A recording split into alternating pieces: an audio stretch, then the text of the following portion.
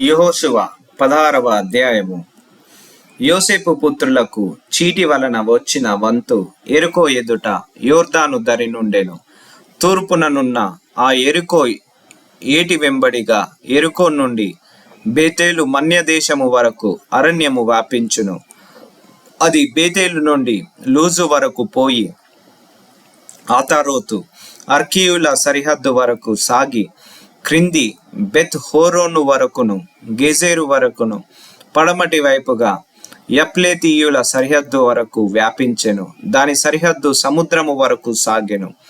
అక్కడ యోసేపు పుత్రులైన మనష్షే ఎఫ్రాయిముల స్వాస్థ్యమును పొందిరి.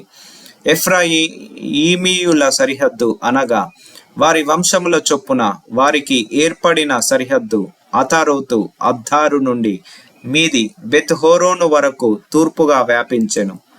వారి సరిహద్దు మెక్మతాతు నొద్దనున్న సముద్రము వరకు పశ్చిమోత్తరముగా వ్యాపించి ఆ సరిహద్దు తానా షీలోను వరకు తూర్పు వైపుగా చుట్టూ తిరిగి యానోహు వరకు తూర్పున దాన్ని దాటి యానోహు నుండి అతారోతు వరకును నారాత వరకును యెరికోకు తగిలి యోర్దాను నొద్ద తుదముట్టెను.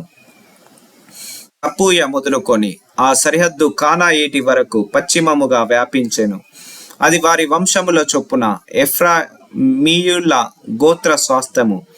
ఎఫ్రాయిమీయులకు అచ్చటచ్చట ఇయ్యబడిన పట్టణములు పోగా ఆ పట్టణములన్నీయు వాటి గ్రామములను మనష్షీయుల స్వాస్థ్యములో నుండెను. అయితే గెజెరులో నివసించిన కనానీయుల దేశమును వారు స్వాధీనపరచుకొనలేదు. నేటి వరకు ఆ కనానీయులు ఎఫ్రామీయుల మధ్య నివసించుచు పన్ను కట్ట దాసులై ఉన్నారు.